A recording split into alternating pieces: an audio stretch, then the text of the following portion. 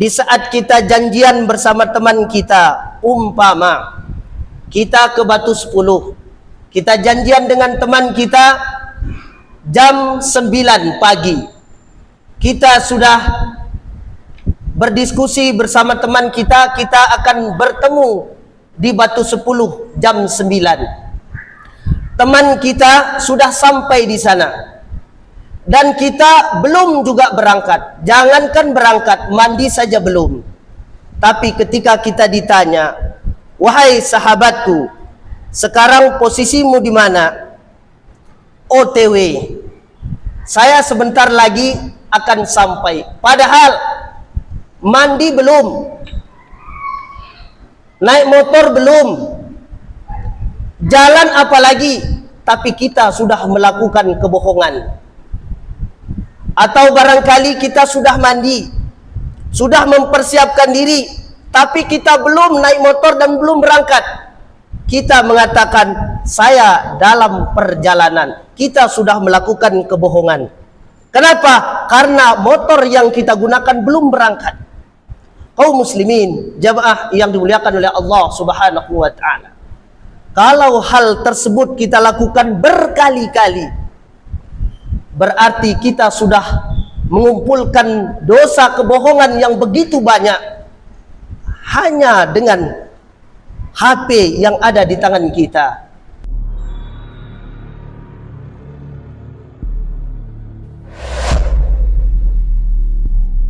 Assalamualaikum warahmatullahi wabarakatuh. Alhamdulillahi wa kafa, wassalatu wassalamu ala rasulihil mustafa wa ala alihi wa sahbihi wa man ihtada. Asyhadu an la ilaha illallah wahdahu la syarika lah, wa asyhadu anna Muhammadan abduhu wa rasuluh. Ya ayyuhalladzina amanu taqullaha haqqa tuqatih wa la tamutunna illa wa antum muslimun. Wa qala Allah ta'ala fil Qur'anil Karim, a'udzu billahi minasy syaithanir rajim. Ya ayyuhalladzina amanu isbiru wa sabiru. Sadaqallahul azim. Allahumma salli ala Muhammad wa ala alihi wa sahbihi wa man tabi'ahum bi ihsanin ila yaumiddin. Amma ba'du. Kaum muslimin, jamaah yang dimuliakan oleh Allah Subhanahu wa ta'ala, mari kita meningkatkan ketakwaan kita kehadirat Allah Subhanahu wa ta'ala. Takwa dalam arti menjalankan perintah Allah Subhanahu wa ta'ala dan menjauhi apa yang menjadi larangannya. Kaum muslimin yang dimuliakan oleh Allah Subhanahu wa ta'ala, Rasulullah sallallahu alaihi wasallam diutus untuk menyempurnakan akhlak. Sebagaimana dalam sabdanya, "Innama bu'istu liutammima makarimal akhlak." Sesungguhnya aku diutus untuk menyempurnakan akhlak yang mulia.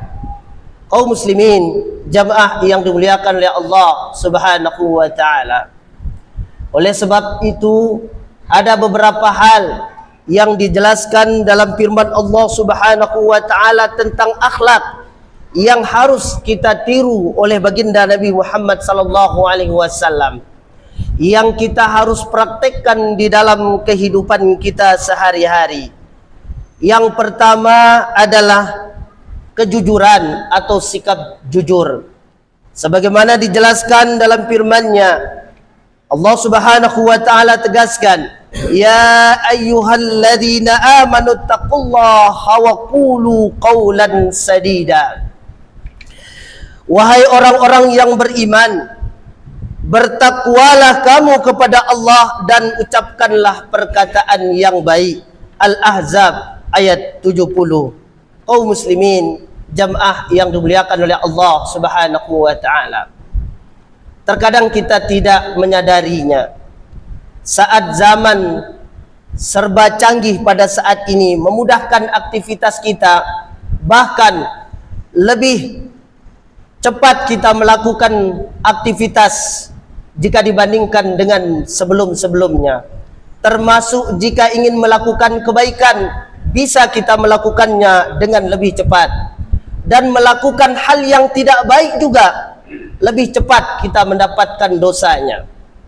Berkaitan tentang kejujuran, barangkali sering kita menyadari, di saat kita janjian bersama teman kita, umpama kita ke Batu 10, kita janjian dengan teman kita jam 9 pagi. Kita sudah berdiskusi bersama teman kita, kita akan bertemu di Batu 10 jam 9. Teman kita sudah sampai di sana dan kita belum juga berangkat. Jangankan berangkat, mandi saja belum. Tapi ketika kita ditanya, "Wahai sahabatku, sekarang posisimu di mana?"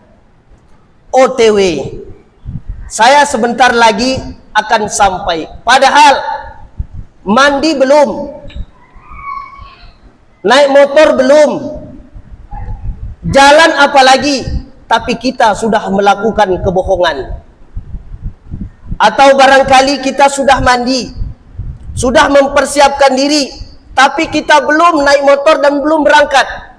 Kita mengatakan, "Saya dalam perjalanan." Kita sudah melakukan kebohongan. Kenapa? Karena motor yang kita gunakan belum berangkat. Kaum muslimin, jamaah yang dimuliakan oleh Allah Subhanahu wa ta'ala, kalau hal tersebut kita lakukan berkali-kali, berarti kita sudah mengumpulkan dosa kebohongan yang begitu banyak hanya dengan HP yang ada di tangan kita. Kaum muslimin, jamaah yang berbahagia, lalu bagaimana yang kita lakukan? Seandainya kita sudah berangkat, sudah mandi, dan sudah naik motor, dan lagi-lagi kita ditanya oleh teman kita, "Wahai saudaraku, sekarang posisimu di mana?" Bilang kalau kita sudah naik motor, sampaikan, "Alhamdulillah, saya mau berangkat dan sekarang posisi di motor. Ini lagi mau jalan," kita hidupkan dan langsung jalan. Bukan berarti naik motor kemudian belum jalan, tidak. Sudah mau hidupkan motor dan jalan, maka kita tidak dikatakan pembohong.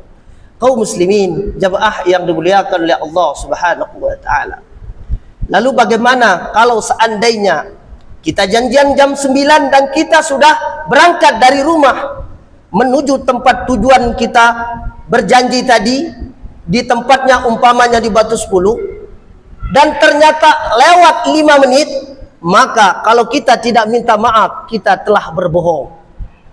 Kaum muslimin, jamaah yang dimuliakan oleh Allah Subhanahu wa ta'ala, ketika kita sudah sampai dan lewat 5 menit, sampaikan, "Wahai saudaraku, saya minta maaf, saya sudah melewati waktu 5 menit, mohon kiranya saya dimaafkan." Barulah selesai permasalahan itu. Kenapa? Karena kita sudah saling memaafkan. Pelajaran yang bisa kita ambil adalah, mari kita manfaatkan handphone yang ada di tangan kita ini untuk melakukan kebaikan jauh lebih banyak jika dibandingkan dengan hal-hal yang dilarang oleh Allah Subhanahu wa ta'ala. Allah Subhanahu wa ta'ala tegaskan dalam firman-Nya, "A'udzubillahi minasyaitonir rajim.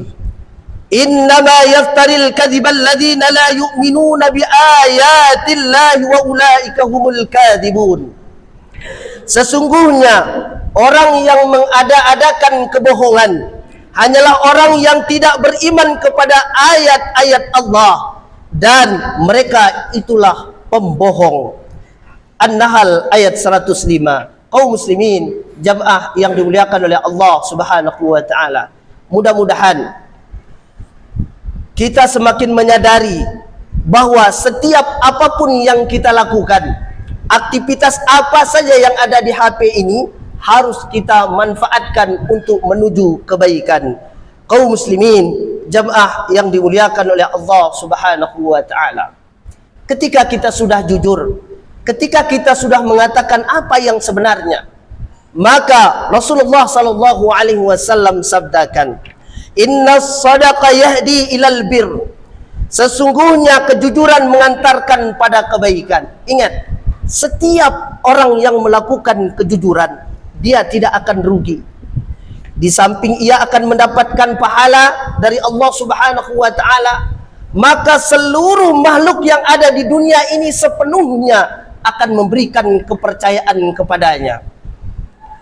Lewat pemberitaan, lewat teman demi teman akan diceritakan tentang perihal yang pernah kita lakukan. Si fulan ternyata dia tepat waktu. Si fulan ternyata kalau dia melakukan kesalahan dia minta maaf. Si fulan kalau seandainya dia melewati waktu walaupun cuma beberapa menit dan terkadang kita tidak menyadarinya sebagai teman, tapi ia ungkapkan penyesalan dan minta maaf. Kaum muslimin, jamaah yang dimuliakan oleh Allah Subhanahu wa taala. Demikianlah khutbah singkat yang dapat khatib sampaikan pada Jumat kali ini. Sebagai kesimpulannya, mari kita tanamkan dalam diri kita bahwa setiap yang dicontohkan oleh Rasulullah mengandung kebaikan di dalamnya, termasuk mempraktekkan sifat jujur di dalam kehidupan kita. Kita mulai dari diri kita. Ketika kita sudah berikrar, umpama kita mau sholat, setelah itu kita mengingkarinya, bertaubat kepada Allah Subhanahu wa taala. Mulai dari keluarga kita. Kalau kita sempat berbohong kepada anak dan istri kita, maka mintalah maaf, karena Allah akan memberikan ampun kepada setiap orang yang bertaubat. Akan tetapi diawali dengan permintaan maaf terlebih dahulu.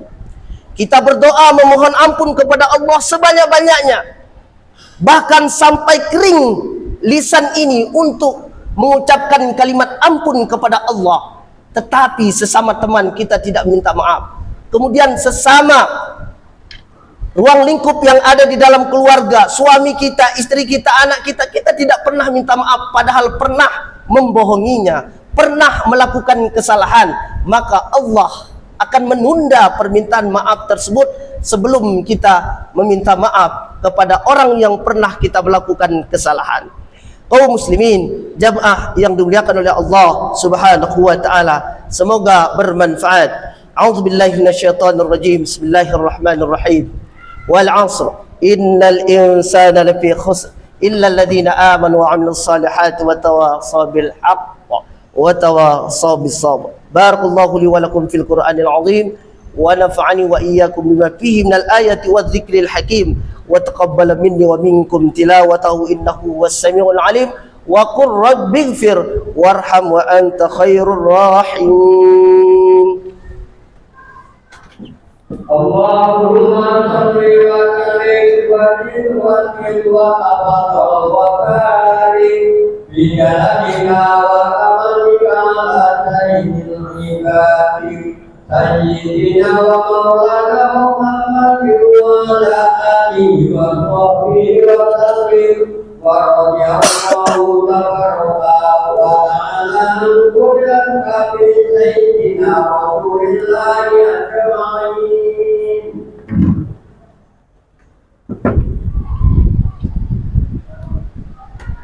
Alhamdulillah, alhamdulillahilladzi anzala ala 'abdihi al-kitaba wa lam yaj'al lahu 'iwaja.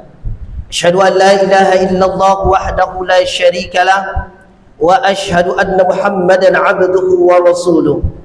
Ya ayyuhalladzina amanu taqullaha haqqa tuqatih wa la tamutunna illa wa antum muslimun. Ya ayyuhalladzina amanu taqullaha haqqa tuqatih wa la tamutunna illa wa antum muslimun. Allahumma salli ala Muhammad wa ala ali Muhammad kama sallaita ala Ibrahim wa ala ali Ibrahim wa barik ala Muhammad wa ala ali Muhammad kama barakta ala Ibrahim wa ala ali Ibrahim fil alamin innaka Hamidum Majid. Wa qala ta'ala إن الله وملائكته يصلون على النبي يا أيها الذين آمنوا صلوا عليه وسلموا تسليما اللهم وارض عن الخلفاء الراشدين أبي بكر وعمر وعثمان وعلي وعن سائر أصحاب نبيك أجمعين وعن التابعين والتابع التابعين ومن تبعهم بإحسان إلى يوم الدين اللهم اغفر للمسلمين والمسلمات والمؤمنين والمؤمنات الأحياء منهم والأموات إنك سميع قريب مجيب الدعوات وقاضي الحاجات ربنا اغفر لنا ولإخواننا الذين سبقونا بالإيمان ولا تجعل في قلوبنا غلا للذين آمنوا ربنا إنك رؤوف رحيم ربنا ظلمنا أنفسنا وإن لم تغفر لنا وترحمنا لنكونن من الخاسرين ربنا لا تزغ قلوبنا بعد إذ هديتنا وهب لنا من لدنك رحمة إنك أنت الوهاب ربنا هب لنا من أزواجنا وذرياتنا قرة أعين واجعلنا للمتقين إماما اللهم أصلح أمة محمد صلى الله عليه وسلم وفرج عن أمة محمد صلى الله عليه وسلم وارحم أمة محمد صلى الله عليه وسلم ربنا آتنا في الدنيا حسنة وفي الآخرة حسنة وقنا عذاب النار عباد الله إن الله يأمر بالعدل والإحسان وإيتاء ذي القربى وينهى عن الفحشاء والمنكر والبغي يعظكم لعلكم تذكرون واذكروا الله العظيم يذكركم واشكروه على نعمه يزدكم ولذكر الله أكبر. أقم الصلاة.